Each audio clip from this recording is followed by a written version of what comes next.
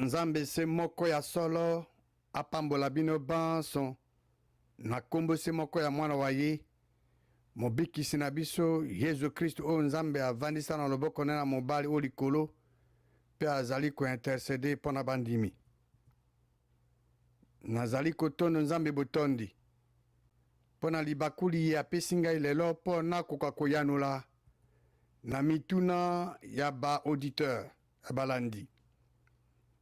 Ezali wa bino ndeko Tito Nganda. Boye bolamu na émission Que dit la parole de Dieu. Tozwaki mituna ya ba-auditeur lelo esengeli to yanula na mituna mina. Mutuna mwa liboso. Nani akomaka Biblia? E bao bakomaka yango bazwaka bisale lindenge nini to bakomango na lolenge nini po to yanula na mutuna mona tukokene na liloba lya Nzambe. Liloba lya Nzambe Biblia ekomama mpona mbala liboso na Nzambe yeme, Nzambe yemoko sima bato baye bazaki na elimu esantu ya Nzambe liko na bango pe bakomaka liloba lya Nzambe.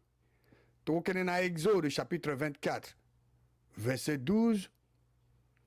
Yahweh alobi na Moïse mata wana ngomba ver ngai na ngomba pe tikala wana nakopesa yo mesa ya libanga to ya mabanga mibeko o nga na komi pona ko teya bango pona ko lakisa bango. Mibeko miye ekomamaki likolo ya mesa wana ya mabanga. Mibeko mina mikomamaki na Nzambe yeme. Na Exode 32 verset 15 pe 16 Moïse azongi oti na ngomba akiti ba mesa mibale wana ya témoignage ezaki na loboko na ye. Ba mesa wana ekomamaki na nini mibale wana ekomamaki kote nyonso mibale ngambo mibale. E ba mesa mibale wana ezalaki ouvrage ya nani? Ouvrage ya Nzambe. Écriture ekomeli pe ezaki ekomeli ya Nzambe yeme. Toke sikoyo na 2e Timothée chapitre 3 verset 16. Na 2e Timothée babi écriture nyonso ezali inspiré ou insufflé na Nzambe yemoko. Ezali utile pona koteya, pona ko convaincre, pe pona ko corriger. Nyonso wana eza pona ko instruire na kata justice. Lilo Nzambe de Genèse Apocalypse ezali insufflé par Dieu, ezali inspiré na Nzambe. Yango eza utile pona ko enseigner, pona ko convaincre, pe pona ko corriger. Le tout c'est pour instruire dans la justice. 2 Pierre chapitre 1 verset 20 elobi ke eloko ya liboso esengeli oyeba ete prophétie moko te ekomeli ekoki kosala objet ya interprétation particulière. Lingi oloba yo to ngai tokokoya na liloba te na makanisi mabiso maye tozokokanisaka mpo na liloba te. Esengeli totika ba interprétation na biso libanda maye tozokanisa na ndenge na biso moko totika yango pembeni toye na liloba ya Nzambe. Totika liloba ya Nzambe eloba na biso to bongola mayele mabiso to tia mayele ya Nzambe na mayele mabiso pe to salela yango. Verset 21 elobi nini? Po ete ezali te na mokano ya moto nde prophétie ekomamaki, mais ezalaki poussé, ezalaki incité na elimu esantu elingo banzambe moko nde ayebisi baye bazalaki na elimu esantu na ye, ayebisi bango maye esengelaki bakomi yango de la part ya Nzambe. Donc Biblia kobana na Genèse eti Apocalypse, Nzambe nda azali auteur ya Biblia. Kasi bakomi bazali ebili. Moïse akomi, Isaïe akomi, Jérémie akomi liloba Nzambe, apôtre Paul akomi, voilà. Mais bakomi bazali ebili. Tokotala ndakisa. Lolenge nini liloba Nzambe epesamaka na prophète Jérémie. Na Jérémie chapitre 36 na verset 4. Jérémie abengisi Baruch. Baruch azaki secrétaire na ye, mwana ya Nerija. Et Baruch a commis na kati ya livre sous dicté ya Jérémie. Donc Jérémie azo koyebisa Baruch na dicté azo dicté maloba maye nzamba abc ye abc Jérémie et Jérémie abc na Baruch akomi yango. Jérémie azaki na elimu esantu ya nzambe aza pe elimu esantu nzambe oyo aza elimu asololi na elimu na ye eza likolo ya Jérémie. Alors Jérémie elimu oyo ya nzambe eza likolo ya Jérémie eyebisi Jérémie apesi yango dicté atangeli yango Baruch akomi yango. Toke na verset 21. Roi Jéhuda atindi bayeli ye buku eza rouleau eza liloba nzambe. Jéhudi akamati kamati yango azwango wapi na chambre ya Elishama azali secrétaire pe atangi yango na matoi ya roi pe na matoi ya bachef oyo bazalaki penepene ya roi avandaki na ndako ya hiver ezalaki na sanza ya libwa epi mbabola ezalaki kopela moto liboso na ye. Verset 23.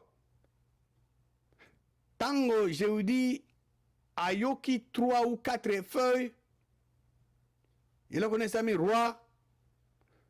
Donc, secrétaire tant, il a connu ça, roi a 4 livres wana na canif. Ouais, secrétaire. Pe abwaki yango na kati ya mbabola wana ezaki na moto et puis eziki mobimba.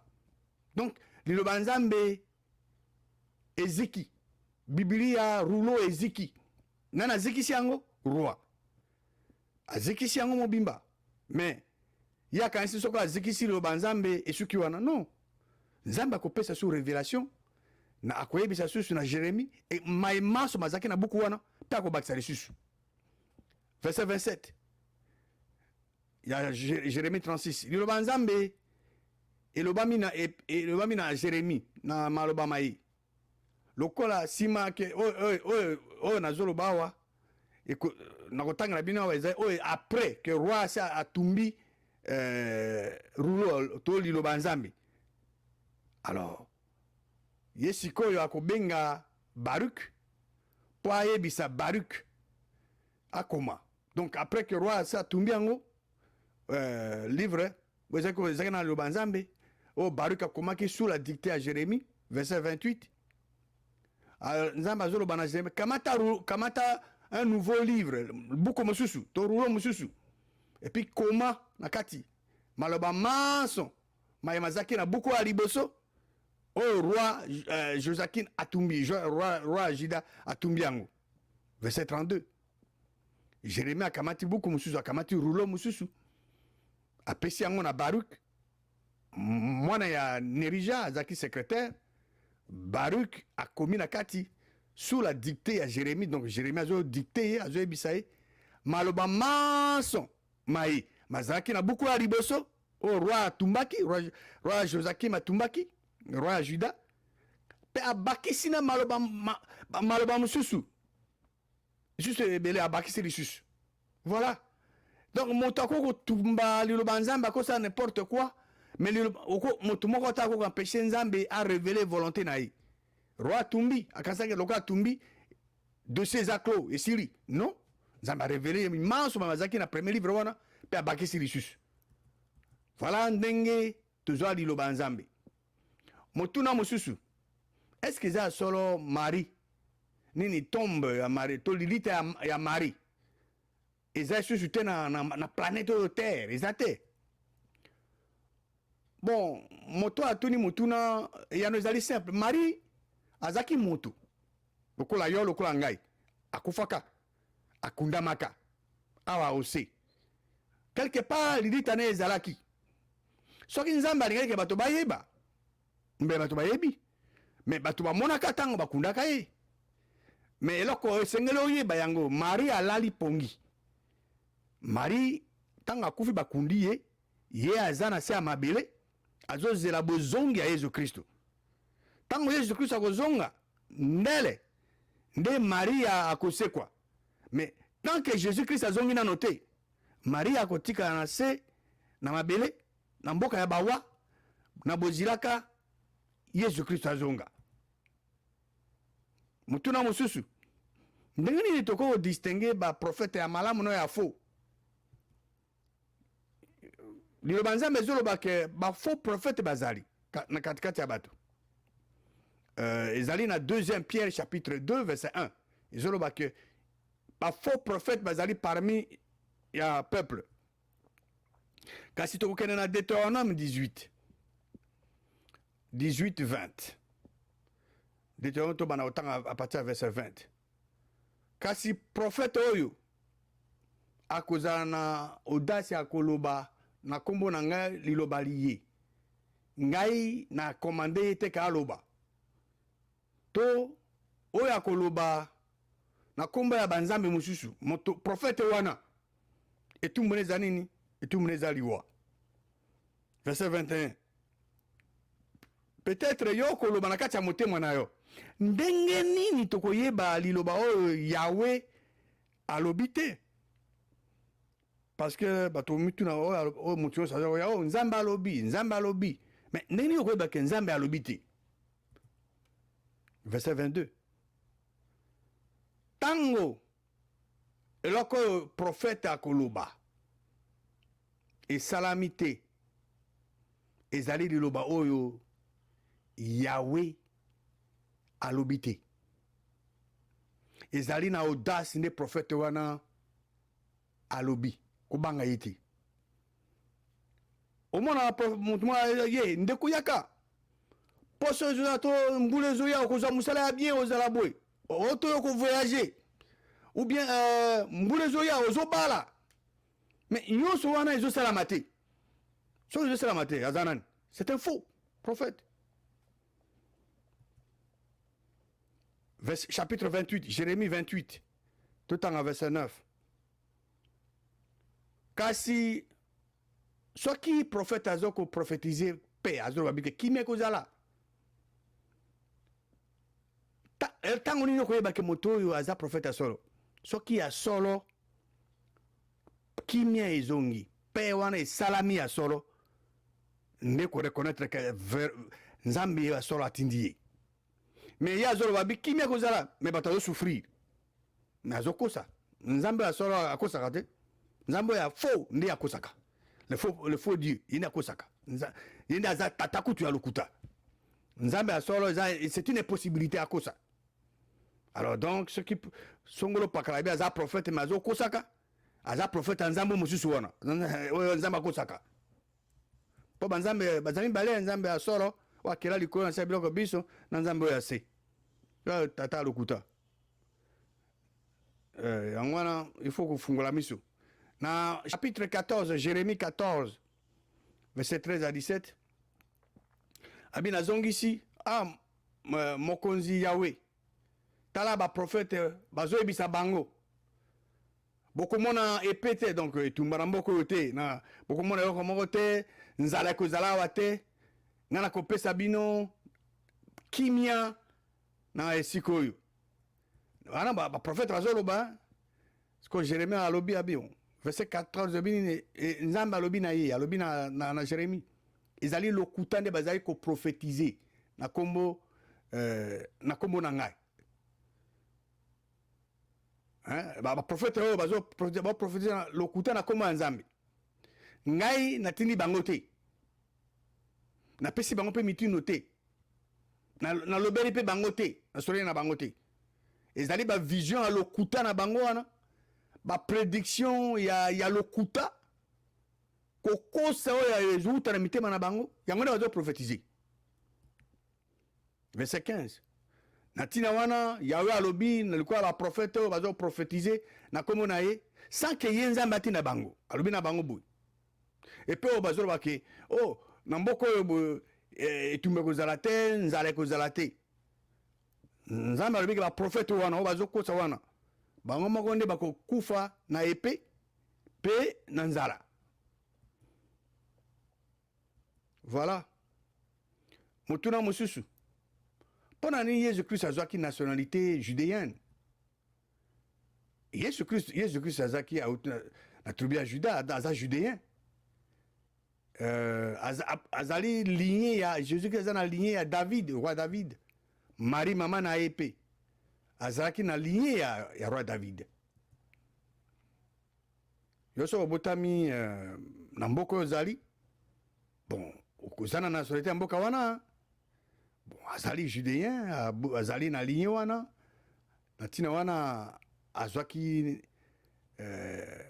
nationalité wana judéenne.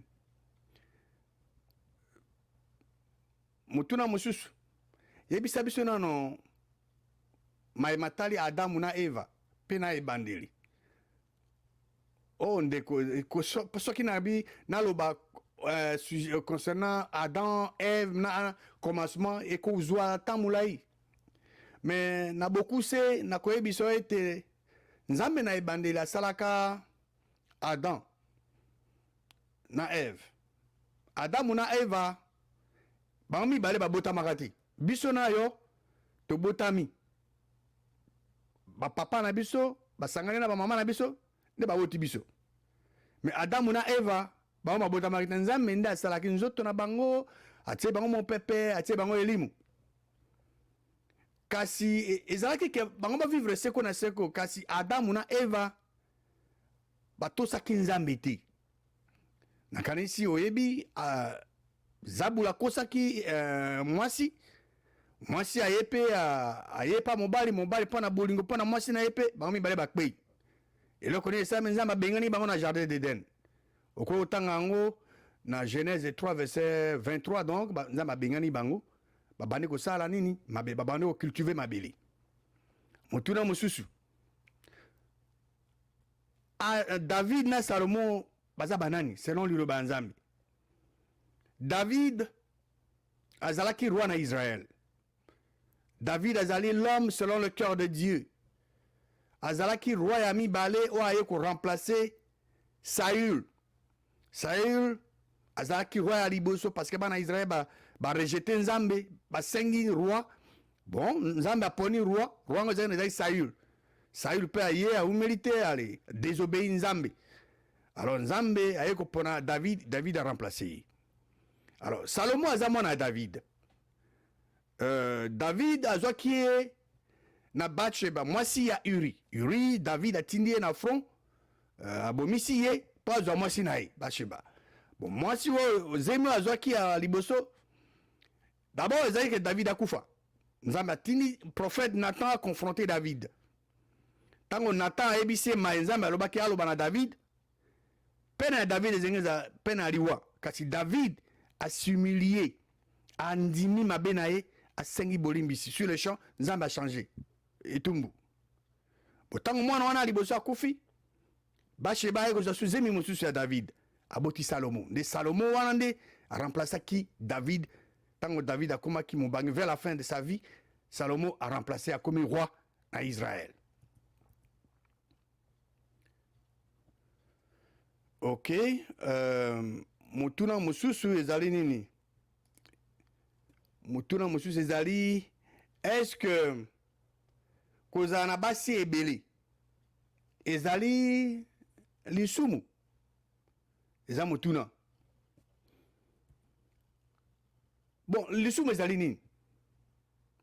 Mutu oyo, mutu nyonso oyo azosala contraire na mokano ya Nzambe aosala lisumu. Nzambe soka alobi mwana na ngai sala boye tambola boye yo oleko tambola ndenge Nzambe alobi ozo tambola contraire oyo na Nzambe alobi ozo tambola eyenge benete aloba Nzambe wana nde lisumu. Donc le péché c'est faire le contraire de ce que Dieu a dit ou établi dans sa parole. Nzambe nde a établi, Nzambe mokili nde a établi mariage. Moto nda yana idée ya mariage te. Nzambe nda yana idée ya mariage. Adamu nzambe asaki liboso, Adamu azaki ye moko. Nzambe nda amoni ke za malamu te. Azala ye moko, nde asala Eva. Eza na Genèse 2 verset 18. Yahweh alobi, Nzambe alobi ke za malamu te moto azala ye moko. Na kosalela ye lisalisi, aide, lisalisi. pas des aides, mais une aide semblable à lui. Dans Genèse 2, verset 21 à 24. Alors, Nzambe, Yahweh, donc Nzambe Mokeli, Asanini, Pesi Pongi, na Mobali alali Pongi moko profond, Nzambe azui moko ya mopanzi na ye, akangisi, azongisi mosungi sur place, Nzambe a formé mwasi, na mopanzi oyo azwaki yango epa mobali, siko amemi nani, amemi mwasi epa ya Adamu. Donc le Nzambe lobi ete Nzambe asali mwasi na mopanzi ya mobali oyo akamata epa mobali pe amemi mwasi epa ya mobali. Nzambe mokili asali nini, asali mobali mosusu te po amemela Adam, mais Nzambe asali nde mwasi, amemi mwasi epai ya Adam. Alors soki yo olingo changer, oza na problème, hein? Parce que Nzambe oyo eza modèle eseke bato balanda. Nzambe asali amemi mwasi epai ya mobali. Nzambe amemaki te mobali mosusu epai ya Adamu, amemaki nde mwasi epai ya Adamu. Alors mutuna, pourquoi bato bazobala basi ebele? Réponse ezali simple, eza cause ya faiblesse ya mosuni. Bato basusu batondaka te, kasi so na zio ebele tout ça, bon nde na kotonda, mais batondaka pe jamais. Ezala Abraham, David, Salomon, bato banso oyebi o bazana Biblia, bazana basi ebele banso ba violer liloba Nzambe. Zateke eza mokano Nzambe nde baosala o Nzambe ati lokola modèle yango eza na Genèse toti kotanga awa. Nzambe asali mwasi amemi epa mobali, asali basi te amemi epa mobali. Alors généralement bato bonso ozo changer liloba Nzambe bazaka toujours ko vivre ba conséquences nango. Mutako sote tuna bango bao baba bazana basi mibale misato kena ko tuna bango pe tuna basi wana eloko malonga e bazana ba problème ya makasi, parce que bazo ko agir contrairement à la volonté de Nzambe, parce que mobali c'est une impossibilité alinga mwasi basi misato ndenge moko, non akolinga moko koleka et que vous avez un problème. Voilà nakanisi na mutuna wana mutuna mona, pardon. OK, ba disciple ba yekoli ya Jésus Christ baza wapi sima aliwa tamba kunda ibango esi bazaki enterré to bakene likolo directement.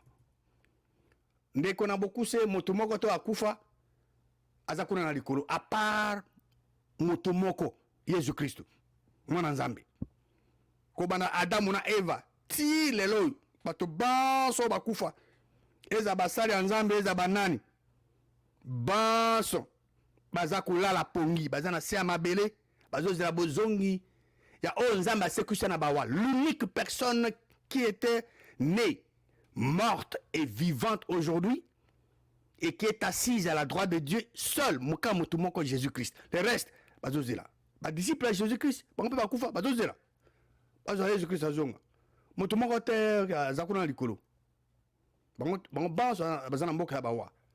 Soki Jésus-Christ azozonga siko lokanga azoloba yo bino bozoka ngai eloko ne ko salama selon loba Nzambe bao bakufi o bandima Nzambe o bazana elimu isanto Nzambe o bazana sa mabele bango ne bakobima liboso biso bao to botami mbotama asika o tozana bomoi tokobongwana tokozanzo to asika elongo na bao bauti na mabele nde tokomata elongo po tokoma o likolo dans les airs tokutana na mokonzi Jésus Christ. Tokoma au même moment, à la même seconde. Ils attendent que montre montre. Soka kufi akena ngala na ye na tour na ye. Non, ils en ngona te.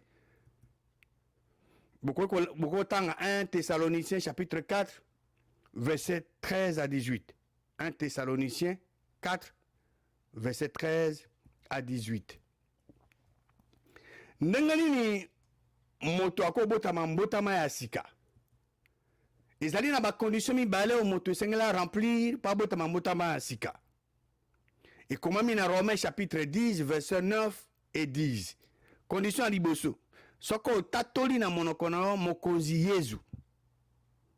Ya mibale soko ondimi na kati ya motema mwayo ke nzambe asekusi Yesu Christ Yesu na bawa ndozo lobiko po bika esongo sa bilo mibale wana o confesser o tatoli na monoko mwa Yesu lokola mokonzi ondimi na kati ya motema mwayo ke nzambe asekusi Yesu na bawa. Alors ngai motuna na ngai pana yango soki yo ondimi ke Yesu yo ndimaka ke Yesu aza nzambe, nzambe akufi, nzambe asekwi, nzambe amati likolo, mais kuna na likolo nzambe avandi na ngbende na bokonzi Yesu Kristo aza na loboko na mobali, nzambe nde asekusi Yesu Kristo. Alors po yo bika soki yo omoni ke ondimi ke Jésus Kristo azali nzambe, est ce que okozwa lobiko?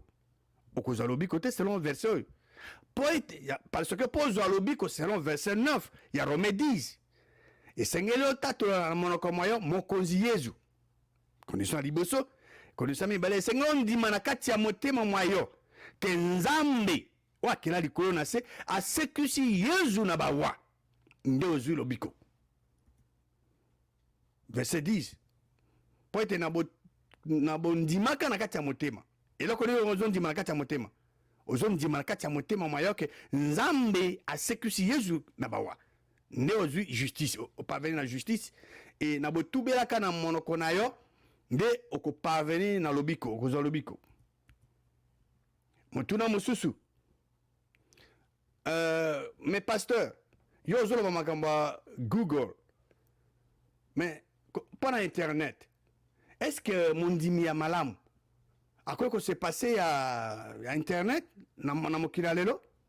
Parce que tozoyoka bato mosusu azoloba internet euti na baconception satanique. Alors attitude nini esengi oyo koconseille biso, surtout na génération oyo ya bajeune tout ça baza obligé bavivre na WhatsApp, Facebook. Bon, merci beaucoup pour la réponse au pasteur ndenge nakomi. Google ndenge naloba la fois passée alingi moto azali a vivre seko na seko. Motuna ezalaki ke esengi toyeba est-ce que Google akoki kopesa bomo ya seko na bato? Zambi Google ezali compagnie, ezali moto nde asali esalami na moto oyo azaki formé fait na nzambe moko. Alors est-ce que Google akopesa moto bomo ya seko? Non, akoki kopesa te. Nzambe mokili nde ye moko akoki kopesa bato bomo ya seko baoyo bandimi kosala liloba lia ye, parce que nzambe apesi bacondition.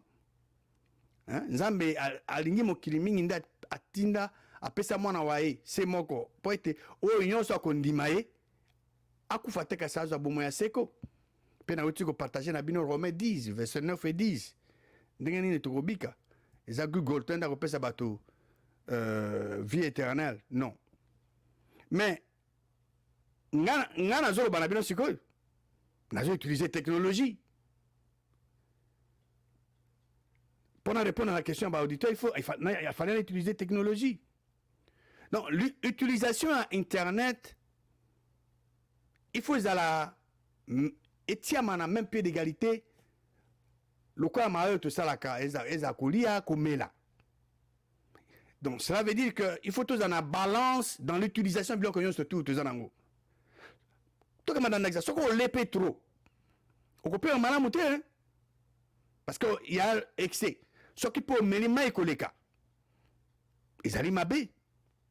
Donc tout excès nuit, il faut balancer zala na yonso to sala. C'est très important. Motuna mosusu expliquer ndenge nini moto ako détourner l'oreille na liloba nzambi. Bon, to kamatanda ki c'est adoration véritable kokumisa malamu. Jésus-Christ alobaki on a Jean chapitre 4 verset 23 et 24. Abiba vrai adorateur ba kokumisa tata na elimu pe na solo. Na 1 Corinthiens 14 verset 5 nzambe azoloba ke nazo désirer que bino banso bo parler en langue. Alors yo ko obéir commandement nzambe to yo ko détourner ko boya ko yoka ko boya ko sala o nzambe alobi parce que ça commandement nzambe.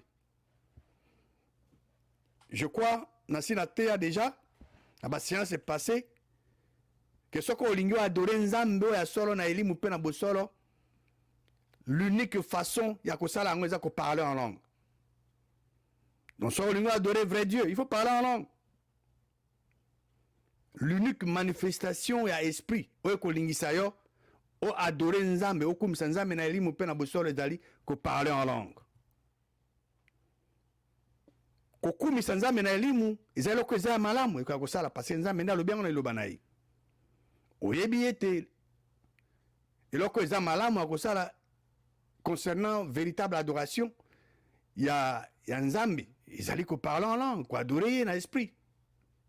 Bon, liloba nzambe ezali eloko eza malamu.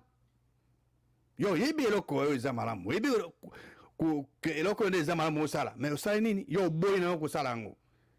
Alors, yo détourner l'oreille na yo po ete oyoka mobeko ya nzambe te.